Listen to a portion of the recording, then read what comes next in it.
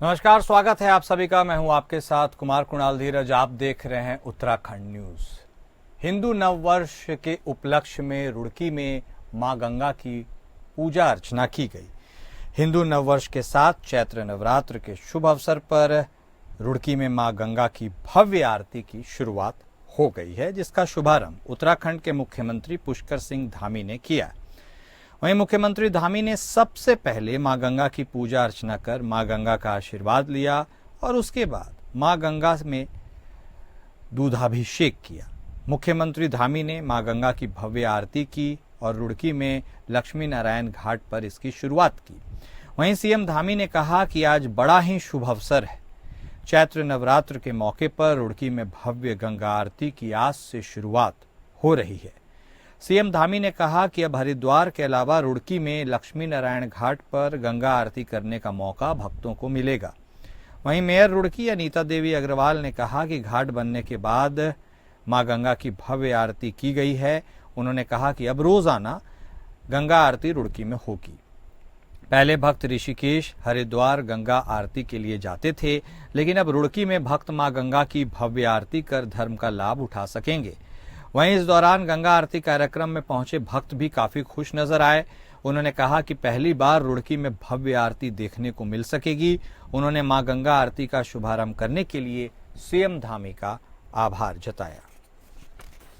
फिर हमारा नव संवत्सर प्रारंभ हो रहा है, चैत्र नवरात्रि प्रारंभ हो रही है। ऐसे दिन रुड़की नगर निगम के द्वारा मां गंगा की आरती का यहाँ पर एक स्थान और भक्तों के लिए यहाँ पर प्रारंभ कर दिया गया है। मां गंगा हम सब पर कृपा करें और हमारा राज्य आगे बढ़े। मां गंगा की अविरलता बनी रहे, निर्मलता बनी रहे। माननीय प्रधानमंत्री मोदी जी के नेतृत्व में देश के अंदर नमामि गंगे अभियान चलाया गया। उसके कारण आज मां गंगा पूरी तरह से स्वच्छ और निर्मल होने की दिशा में आगे बढ़ रही है। हम भी आज संकल्प लेते हैं कि हमारा राज्य भी मां गंगा को पूरी तरह से निर्मल और स्वच्छ रखेगा।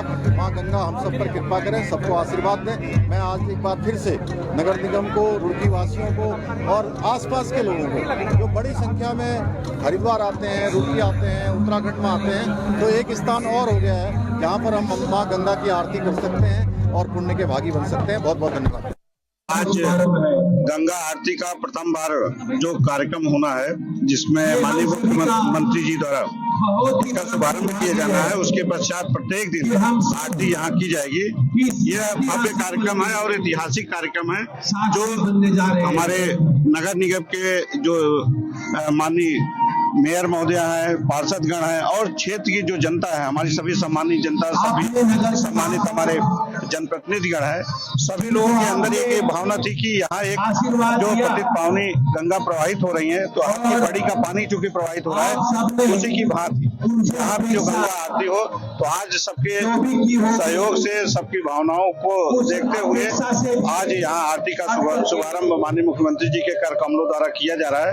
आज नगर निगम रुड़की द्वारा ये बहुत ही अच्छा ऐतिहासिक दिन है। आज हिंदू नववर्ष 2000 विक्रम संवत 2082 का प्रारंभ है, नवरात्रि प्रारंभ है और यहाँ की महापौर ने आज ये बहुत अच्छा कार्यक्रम कराया है, जिसमें माननीय मुख्यमंत्री जी आ रहे हैं और गंगा आरती का कार्यक्रम यहाँ पर है। 5 ब्राह्मणों द्वारा और 11 ब्राह्मणों द्वारा विशेष पूजन किया जाएगा। माननीय मुख्यमंत्री जी गंगा मां से प्रार्थना करेंगे, आरती करेंगे, राष्ट्र के कल्याण के लिए, समाज के कल्याण के लिए, और गंगा मां की पूजा करके ही यहाँ से प्रस्थान करेंगे। हमारा नव संवत्सर।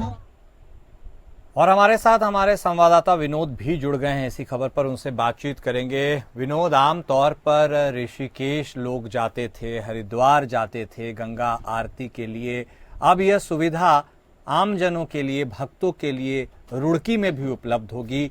कितनी बड़ी यह उपलब्धि है यदि सरकार के लिहाज से बात करें, और यह जो मां गंगा की आरती का भव्य कार्यक्रम किया गया, इसमें जो पहुंचने वाले लोग थे उनके बीच कैसी प्रतिक्रिया आई? पूरी खबर पर अपना व्यक्तिगत दृष्टिकोण भी बता दीजिए, अपडेट भी दे दीजिए।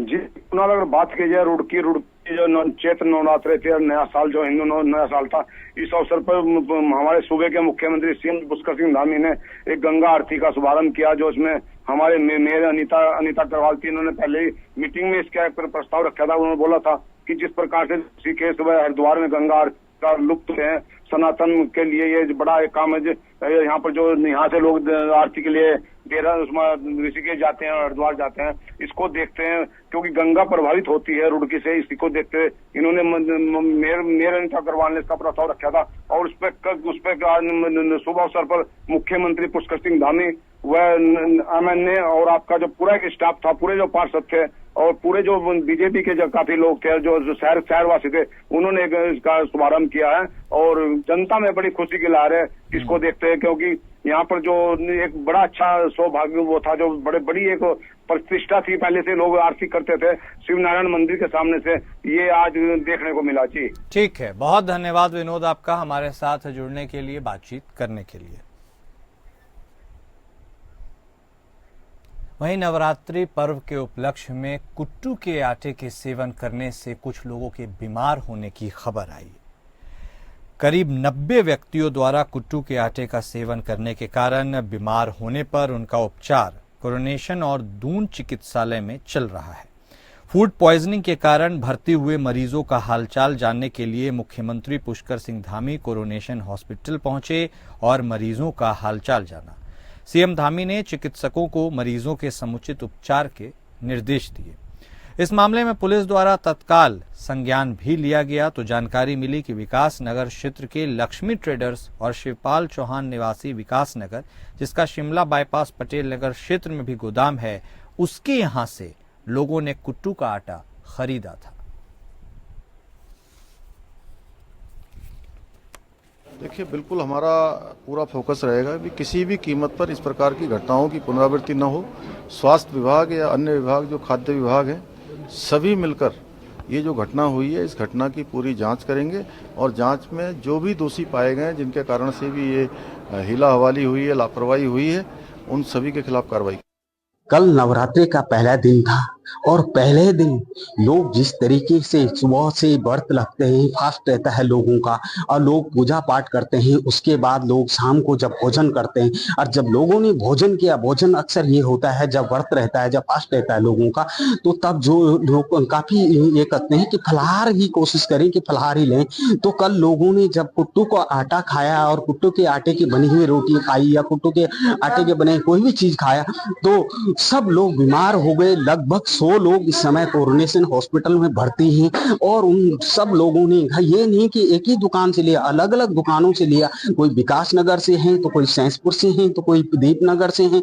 मगर देहरादून के जो दुकानदार हैं उनमें से कोई भी दुकानदार ऐसा नहीं था जिसके यहाँ कुट्टू का आटा मिलावटी नहीं था, जिसके यहाँ कुट्टू के आटे में कोई दिक्कत नहीं थी। तो अभी सीएम साहब भी आके देख गए हैं और डॉक्टर भी यहाँ पे पूरा ख्याल रख रहे हैं उन लोगों का। और शुरू के दिन ही अगर ये स्थिति है, नवरात्रे के शुरू दिन है, जबकि ये नहीं है कि 2 चौथा 5वां नवरात्रा हो, शुरू नवरात्रे में लोगों को ये देखने को मिला।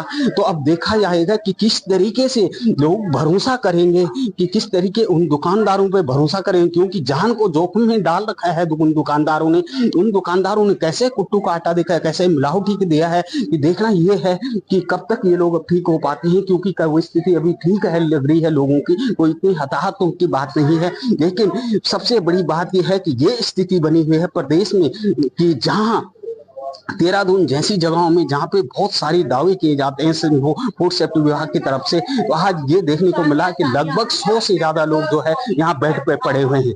Satish Kothari, APN news, Dehradun. हमारे साथ हमारे संवाददाता सतीश कोठारी भी जुड़ गए हैं फोन लाइन पर, उनका भी रुख करेंगे, उनसे बातचीत करेंगे। सतीश, काफी गंभीर यह मामला है, खास तौर पर तब जब नवरात्र का त्योहार चल रहा है। ऐसे में सबसे पहले यह बता दीजिए कि जो लोग फूड पॉइजनिंग का शिकार हुए थे उनकी मौजूदा स्थिति कैसी है, और जो लोगों ने, जिन लोगों की वजह से वो शिकार हुए, वो लापरवाह लोगों के ऊपर क्या कार्रवाई हो रही है? देखिए, मैं बात करूं जो लोग इस फूड पॉइजन के शिकार हुए वो लगभग अभी तक सभी लोग ठीक हैं और सभी को हॉस्पिटल में उपचार किया जा रहा है। ये अब लगातार संख्या बढ़ रही है, लगभग 100 से ऊपर ये लोग हैं, लगभग 106 गिने जा जा चुके हैं अभी तक, और कुछ लोगों को जो है हॉस्पिटल से डिस्चार्ज भी कर दिया गया है।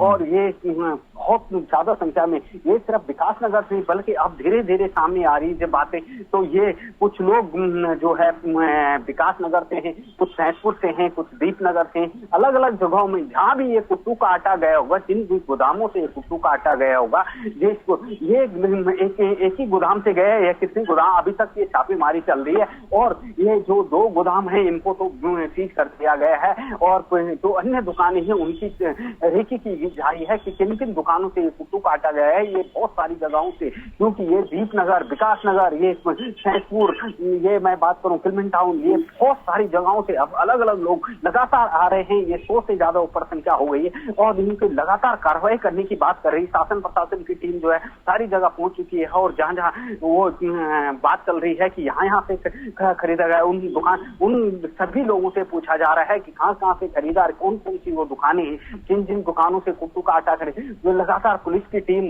खाद्य सुरक्षा अधिकारी की टीम और डीएम देहरादून से और स्वास्थ्य विभाग की टीम लगातार जो है उन दुकानों की ओर जा रही है और अब निरीक्षण किया जा रहा है कि किन किन दुकानों से ये खरीदा गया है और क्या इनकी मौजूदा स्थिति है और कहाँ कितने गोदामों से ये आटा लिया गया है। लेकिन फिलहाल के सबसे बड़ी खुशी की बात यह है कि नवरात्रि के दिन ये लोग से राजी खुशी हैं, अभी तक ठीक है, अभी कोई हताहत होने की कोई खबर नहीं है। ठीक है, बहुत धन्यवाद सतीश आपका हमारे साथ जुड़ने के लिए और जानकारी देने के लिए। लेकिन आप बने रहिएगा हमारे साथ, हम आपसे आगे भी बातचीत करेंगे।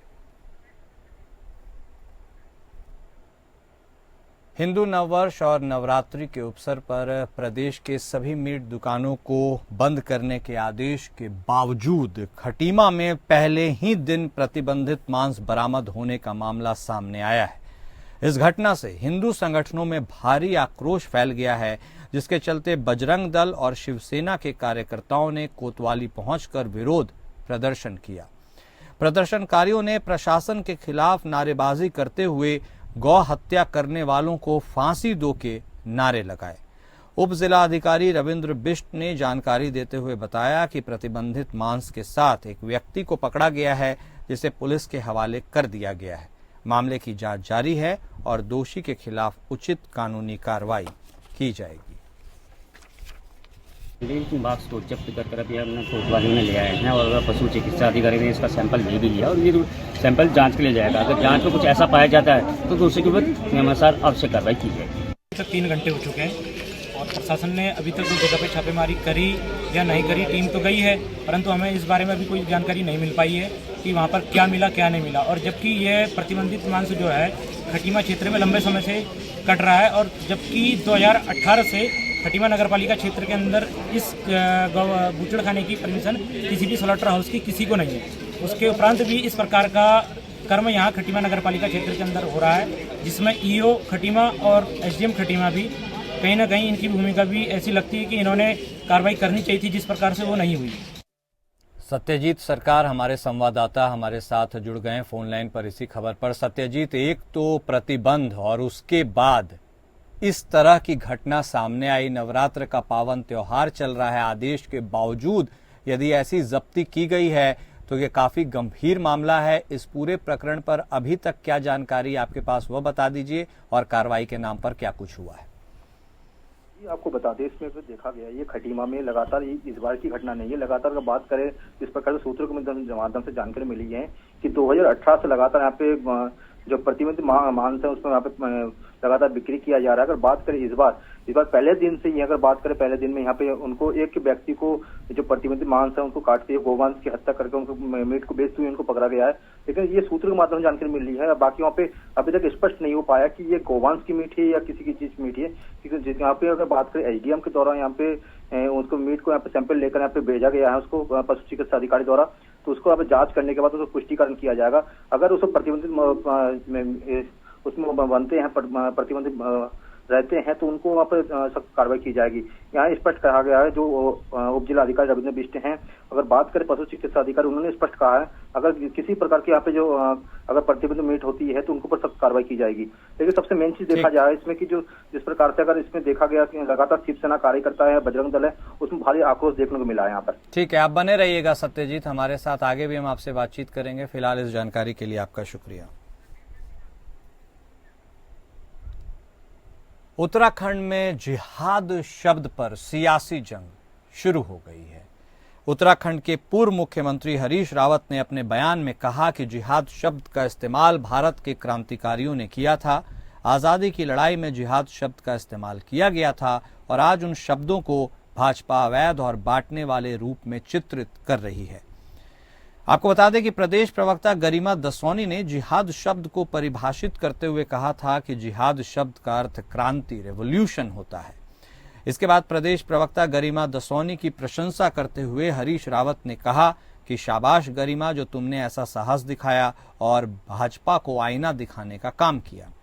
वहीं बीजेपी की तरफ से विधायक दिलीप सिंह रावत और मीडिया प्रभारी मनवीर सिंह चौहान ने कहा कि कांग्रेस आजादी के समय से ही मुस्लिम तुष्टीकरण की राजनीति करते आई है।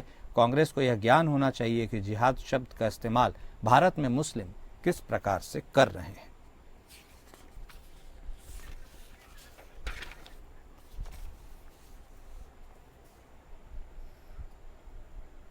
कुमाऊं क्षेत्र के यात्रियों को लंबी दूरी के लिए बेहतर रेल सेवा उपलब्ध कराने के उद्देश्य से टनकपुर दौराई टनकपुर एक्सप्रेस का शुभारंभ किया गया।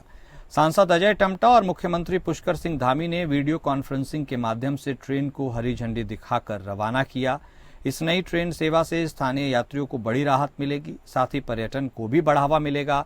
खासकर मां पूर्णागिरि धाम आने वाले श्रद्धालुओं के लिए यात्रा अधिक सुगम हो सकेगी। टनकपुर दौराई एक्सप्रेस का नियमित संचालन 30 मार्च 2025 से टनकपुर से और 31 मार्च 2025 से दौराई से सप्ताह में 4 दिन किया जाएगा। यह ट्रेन उत्तराखंड, उत्तर प्रदेश, दिल्ली, हरियाणा और राजस्थान के बीच यात्रा को सुगम बनाएगी, जिससे यात्रियों को एक बेहतर परिवहन सुविधा मिलेगी। रेलवे विभाग ने उम्मीद जताई है कि इस नई सेवा से क्षेत्रीय विकास को गति मिलेगी और यात्रियों की आवाजाही में सुधार होगा। रेलगाड़ी का उद्घाटन हुआ है। आज अपने आप में बड़ा सौभाग्य का दिन है कि वर्ष प्रतिपदा नवरात्रि के शुभारंभ में टनकपुर का एक और नया कीर्तिमान जुड़ गया है और टनकपुर से जुड़ई आज हमारी यहाँ से ट्रेन रवाना हुई है। माननीय मुख्यमंत्री जी ने वर्चुअल रवाना किया है। ये अपने आप में बड़ा सौभाग्य है कि हम पूरे अल्मोड़ा, पिथौरागढ़, बागेश्वर, चंपावत के लोगों के लिए ये बहुत सुविधा का ये स्थान बन चुका है। और टनकपुर से लगभग अभी मैं पता करा था कि 10,000 लोग रोज सफ़र कर रहे हैं, आना जाना कर रहे हैं, क्योंकि माँ पूर्णागिरि के धाम में भी लोग आते हैं। और इसलिए ये ट्रेन टनकपुर से चल के यूपी होते हुए दिल्ली और दिल्ली से दुरई राजस्थान पहुँचेगी, जिसका हफ्ते में 4 दिन इसका संचालन होगा, जिसका लाभ मेरे इस क्षेत्र के लोगों को बहुत भरपूर मिलेगा। और इसलिए ये अपने आप में सौभाग्य है कि हमारी अच्छी ऑल वेदर रोड कनेक्टिंग के साथ साथ हमारी अच्छी रेल लाइन, जो कि बड़ी लाइन के रूप में हमने पूरा पीलीभीत टनकपुर को किया, आज हमको बहुत सारी ट्रेनों पर यहाँ से संचालित। और हमारे साथ हमारे संवाददाता सत्यजीत सरकार भी लगातार बने हुए हैं। सत्यजीत का रुख करेंगे। सत्यजीत, तो यह नई ट्रेन टनकपुर दौराई एक्सप्रेस लोगों को कितनी सहूलियत पहुंचाएगी? लोगों को इस ट्रेन को अपने बीच पाकर उनके अंदर कैसी प्रतिक्रिया है और इस कार्यक्रम में कौन कौन शामिल हुआ, पूरा अपडेट दीजिए। जी, आपको बता दें, ये नवरात्रि के पावन पर्व पर जो मां पूर्णागिरि के धाम पर यहाँ पे रोज हजारों श्रद्धालु वहाँ पे ट्रेन से सफर करके वहाँ पे पहुंचते हैं, जिसको देखते हुए जो सांसद अजय टमटा और मुख्यमंत्री पुष्कर सिंह धामी ने वीडियो कॉन्फ्रेंस के माध्यम से हरी झंडी दिखाकर ट्रेन का रवाना किया गया। लेकिन सबसे मेन चीज अगर देखा जाए, इसमें हफ्ते में 4 दिन इस ट्रेन का संचालन किया जाएगा। वहाँ से ट्रेन टनकपुर से होते हुए जाएंगे। लेकिन सबसे मेन चीज इसमें ये देखने को मिल रहा है, इसमें 10,000 जो यात्री है वो प्रतिदिन यहाँ से जाते हुए देखने को मिलता है, जिसमें ट्रेन में सबसे आवाजाही में दिक्कत आ रही थी, जिसको लेकर यहाँ पे ट्रेन अलग से चालू कर दिया गया है, जिसको लेकर यात्री में खुशी का माहौल देखने को मिला है। लेकिन सबसे मेन चीज ये भी देखने को मिल रहा है कि ये केवल इस बार की घटना नहीं है, लगातार जो पूर्णागिरि के दर्शन करने लोग जाते हैं, जिसको लेकर इस बार इन्होंने एक ट्रेन का अलग से एक्स्ट्रा ट्रेन चालू कर दिया गया है, जिसमें दौराई एक्सप्रेस का नाम रखा गया है उसमें। लेकिन उसमें अभी बात करें जितने श्रद्धालु उसको खुशी नजर आ रहे हैं, उसमें देखने को मिल रहा है। ठीक है, बहुत धन्यवाद सत्यजीत आपका हमारे साथ जुड़ने के लिए और जानकारी देने के लिए। प्रदेश में डेंगू के बढ़ते खतरे को देखते हुए मुख्य चिकित्सा अधिकारी देहरादून डॉक्टर मनोज कुमार शर्मा ने सभी अधिकारियों को अलर्ट रहने का निर्देश दिया है। डॉक्टर मनोज कुमार शर्मा ने बताया कि सभी अधिकारियों को उपकरण, दवाइयां और अन्य संसाधनों को चाक चौबंद रखने के निर्देश दिए गए हैं। उन्होंने बताया कि स्वास्थ्य विभाग अप्रैल माह से आशा कार्यकर्ताओं की ओर से सर्वे का कार्य कराने के साथ ही फॉगिंग का कार्य भी शुरू करेगा।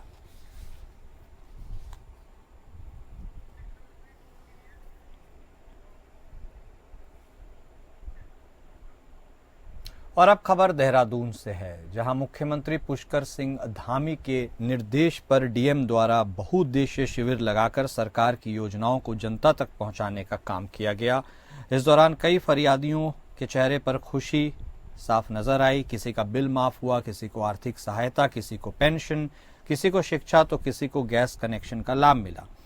आपको बता दें कि जिलाधिकारी सवीन बंसल का दूरस्थ क्षेत्र त्यूनी में बहुउद्देशीय शिविर, जहां जनता के लिए कई सौगात लेकर आया, वहीं असहाय और निर्बल लोगों के लिए भी उम्मीदों पर खरा उतरा। एक ओर जहां महिला को मौके पर ही आर्थिक सहायता, दिव्यांगों को पेंशन और उपकरण, दिव्यांग बच्चों को उपकरण पेंशन के साथ रेस्पॉन्सर योजना से पढ़ाई तथा निवासियों के लिए गैस वितरण पॉइंट मौके पर ही सबसे मिलजुल कर निर्णय लिया गया।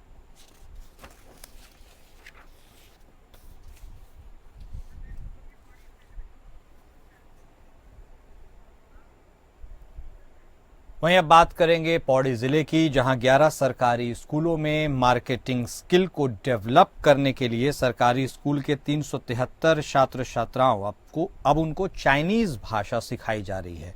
इस भाषा का ज्ञान लेने के बाद छात्रों के विदेश जाने की राह आसान होगी, साथ ही मार्केटिंग क्षेत्र में भी छात्र अपना दबदबा बना पाएंगे। इससे पूर्व जापानी भाषा को छात्र सीख चुके हैं। छात्रों को ऑनलाइन क्लास के जरिए दून विश्वविद्यालय के एक्सपर्ट इस भाषा को हफ्ते में 3 दिन सिखा रहे हैं।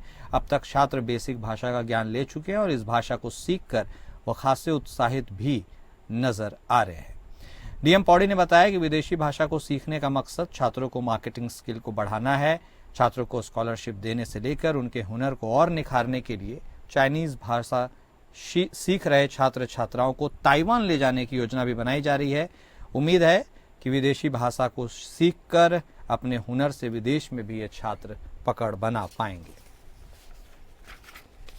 लगभग 2 साल पहले चाइनीज लैंग्वेज का एक कोर्स स्टार्ट किया गया था डाइट के सहयोग से, और इसमें दून विश्वविद्यालय का भी पूरा एक्टिव सपोर्ट रहा है। और इसमें इनिशियल ईयर में 10 स्कूल के लगभग 100 बच्चों को सिखाना शुरू किया गया था चाइनीज़ या मैंडारिन। उसके बाद में सेकेंड ईयर में 373 का नंबर है और लगभग 11 टीचर्स को भी सिखाया जा रहा है। और जैसा दून यूनिवर्सिटी से इंटरेक्शन हुआ है, उनके साथ में एक 1 डे का ओरिएंटेशन प्रोग्राम जो रखा गया था, उसमें ये भी सामने आया कि उनके द्वारा कुछ बच्चों को ताइवान फर्दर स्टडीज़ के लिए भेजे जाने की संभावना।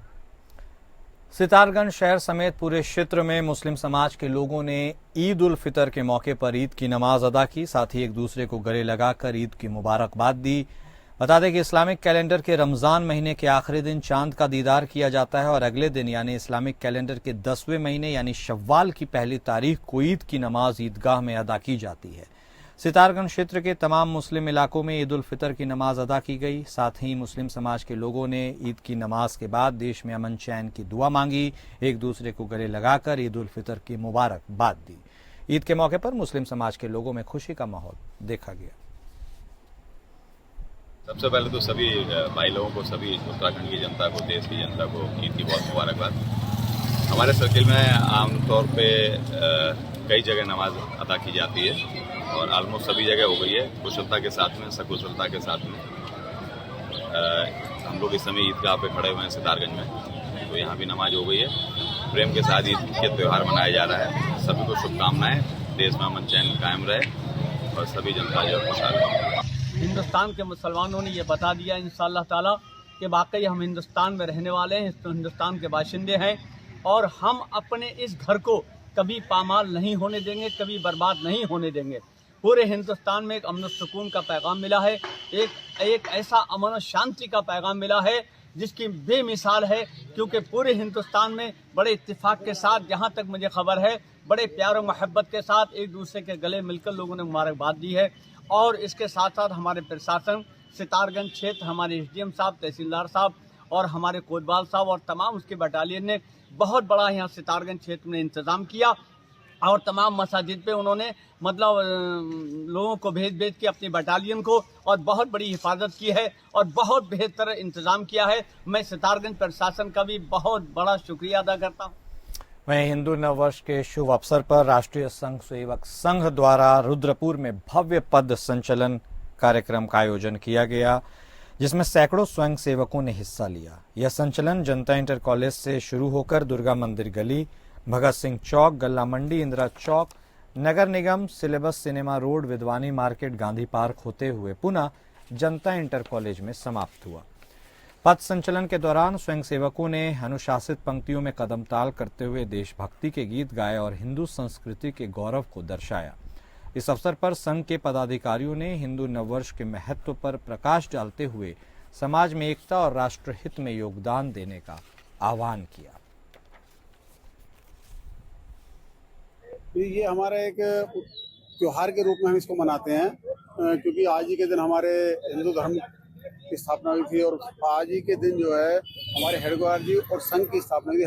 हेडगेवार जी का जन्मदिवस आज ही के दिन मनाया जाता है और हिंदू धर्म को जागृत करने के लिए, हिंदुओं को जागृत करने के लिए, अपने भारतवर्षियों को जागृत करने के लिए हम ये पथ संचलन करते हैं और संघ एक उत्सव के रूप में इसको मनाता है। सभी लोग जितने भी हमारे स्वयंसेवक है सभी पूर्ण गणवेश में आज के दिन उपस्थित होते हैं।